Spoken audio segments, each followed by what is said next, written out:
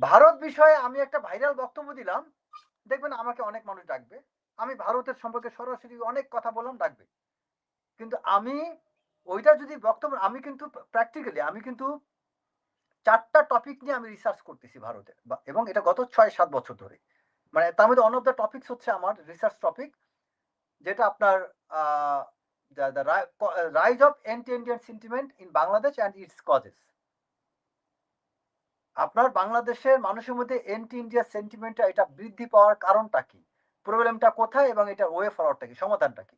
এটা নিয়ে কিন্তু আমি ৬-৭ বছর ধরে একটা রিসার্চ করতেছি। And I have a big case study on this. আমি এটা নিয়ে অনেকগুলো লোকের ইন্টারভিউ নিয়েছি।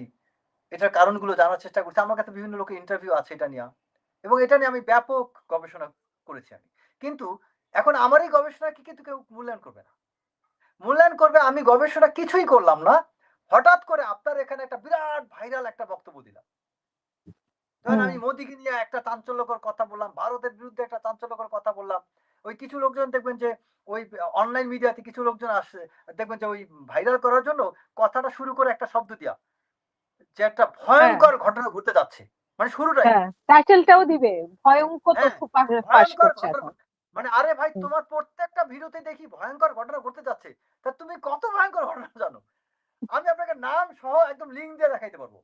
হুম, যে হুম, এমন হুম। অনেক আছে যে তার কমপক্ষে ২০ টা ভিডিও আমি দেখাইতে পারব। ২০ টা ভিডিওতে গত ১ মাসে বা গত ১০ দিনে তার ২০ টা ভিডিওতে আপনার টাইটেল দেওয়া আছে এবং শুরুটা এরকম যে ভয়ংকর হুম। ঘটনা ঘটতে যাচ্ছে, ভয়ংকর রকম তথ্য পেয়েছি। হ্যাঁ, মানে আতঙ্ক আমার ছড়ায় কথা দেওয়া হচ্ছে, আরকি। আতঙ্ক ছড়িয়ে দেওয়া। হ্যাঁ, যখন যদি ভয়ংকর রকম তথ্য পাও, এটা হইতে পারে বছরে বা ৬ মাসে ১ টা ২ টা। এটা তো হুম, হুম, প্রতিদিন হুম। ঘটতে পারে না।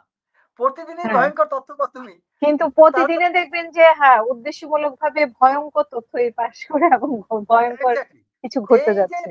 এই জিনিসগুলোর কারণে আমরা আমাদের প্রকৃত রিসার্চ নির্ভর, গবেষণা নির্ভর বিষয়গুলো আপনার সামনে আসে না। আমরা ভাইরাল হুম, বক্তব্য দিলে আমরা সামনে আসি। অর্থ হুম, নির্ভর, হুম, মিনিংফুল, গবেষণা নির্ভর কথাগুলো যদি বলি, দেখবেন যে মানুষ এটা খায় না, নেয় না, শোনে না। হুম, বোর হুম, ফিল করে। হুম। এটা হচ্ছে সবচেয়ে বড় কিন্তু আপনি সমস্যা। ভয়ংকর দিয়ে শুরু করেন তখন মানুষ দেখবেন যে হুমড়ি হ্যাঁ, খায়া তখন পড়ছে তখন যে শুনবে। মানে আমি প্রতিদিন আপনি ভয়ংকর কথা ভয়ংকর দিয়ে করে শুরু করলাম। রিপোর্ট দেন। হ্যাঁ, তো এইজন্য জি। আপনি আপনার এই টক শোতে যেমনটা আমি টক শোটা করলাম, আপনি আপনার এটা আপনি বিভিন্ন কাট পিস করে টাইটেল দিবেন যে রেজা ভাইয়ের কাছ থেকে ভয়ংকর তথ্য পেলাম, ভাইরাল হয়ে যাবে। আপনি বিভিন্ন জায়গায় টাইটেলটা দিবেন। একটা টাইটেল দিবেন রেজা ভাই ভাইরাল, সরি, রেজা ভাই একটা ভয়ংকর তথ্য দিলেন। আবার আরেকটা টাইটেল দিবেন রেজা ভাই একটা ভয়ংকর কথা ভারতকে নিয়ে বললেন। আবার আরেকটা হুম, টাইটেল হুম, দিবেন রেজা ভাই ভয়ংকর কথা তারেক রহমান এবং বিএনপি নিয়ে বললেন। বিশ্বাস হুম, করেন হুম, ৩ টা ক্লিপ ভাইরাল হয়ে যায়। তো আমি আমি আপনার হুম, ব্র্যান্ড ম্যানেজমেন্ট এই সাবজেক্টটা পড়াই আ হুম, কয়েকটা ইউনিভার্সিটিতে। তো এই যে আপনার একটা প্রোডাক্ট কিভাবে আপনার মার্কেট পায়, এগুলোই মূলত এটার অন্যতম।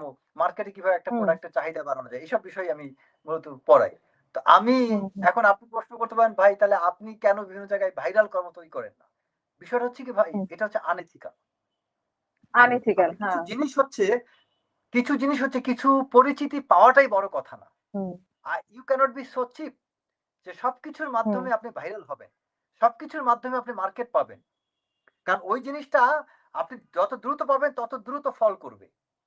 আমরা হুম, একটা হুম, একটা হুম, শব্দ আছে যে ওই গাছের ক্ষেত্রে একটা শব্দ ব্যবহার করা হয় যে আবার অনেক গাছ করে কি? আপনার এই যে কিছুদিন আগে আমি একজন লোককে বললাম যে, "ভাই আমি একটা ফার্নিচার এই যে অমুক একটা জিনিস বানাবো।"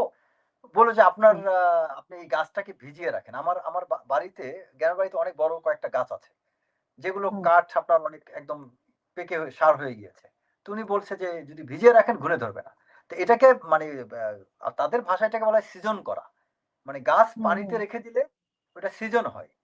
ঠিক তেমনি যারা টক শো, মিডিয়া বিভিন্ন প্ল্যাটফর্মে কাজ করে, যারা সৃজন হয়েছে তারা দেখবেন যে অনেক ধৈর্য নিয়ে কাজ করে এবং সহজে এরা কিন্তু হঠাৎ করে ধাপাস করে পড়ে যায় না, শেষ হয়ে যায় না। আপনি হুম, হাসিনা হুম, আক্তার শেষ হয়ে যাবেন না। আপনার হয়তো এই হুম, মুহূর্তে বিএনপি আপনাকে মূল্যায়ন করুক না করুক। আপনাকে আ আপনি আপনি গত এই ১০-১২ বছর ধরে আমি তো দেখেছি, এই যে লন্ডন থেকে আপনি যখন, যদিও আপনার চ্যানেল আমি গত ২ বছর ধরে যাই। বাট আমি যেটা হুম, যা সত্য বলব। আমি ২ বছর আগে যোগ দেইনি বিধায় আমি বলব না যে আপনার হুম, পূর্বের বিষয়টা আমার অস্বীকার করা উচিত না।